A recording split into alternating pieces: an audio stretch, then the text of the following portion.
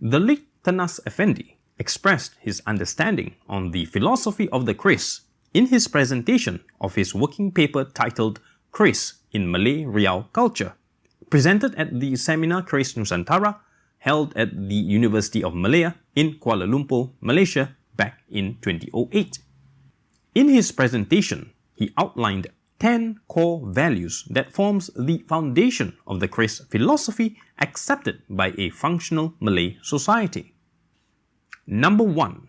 The kris is a symbol of good fortune and honor. Each good kris contains certain values, strengths, and virtues, be it esoteric or exoteric in nature, which in turn then becomes a widely accepted reality influencing the worldview of its owner and readily adopted as a symbol of good fortune and honor for the people of Nusantara. Number 2. The kris as a symbol of manliness and masculine energy. The kris is believed to have innate powers that heightens one's courage, masculinity, and self-confidence. Number 3. The kris as a symbol of dignity. The kris is believed to contain values of dignity or self-respect and prestige of its owner. Number 4. The kris as a symbol of identity. The kris is believed to contain the character identity associated with its owner through expressive use of quality materials and symbolisms concealed within style and form design. Number 5. The kris as a symbol of sovereign authority and influence.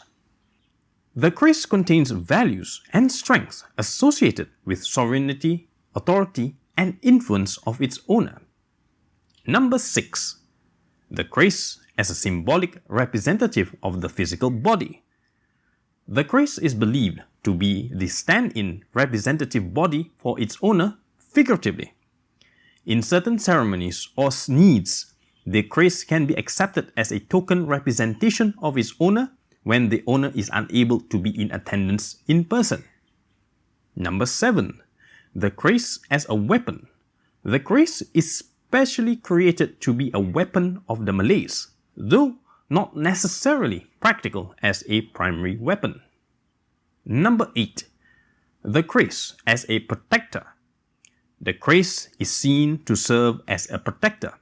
It protects its owner and his or her community or family from various threats and dangers, be it physical or spiritual.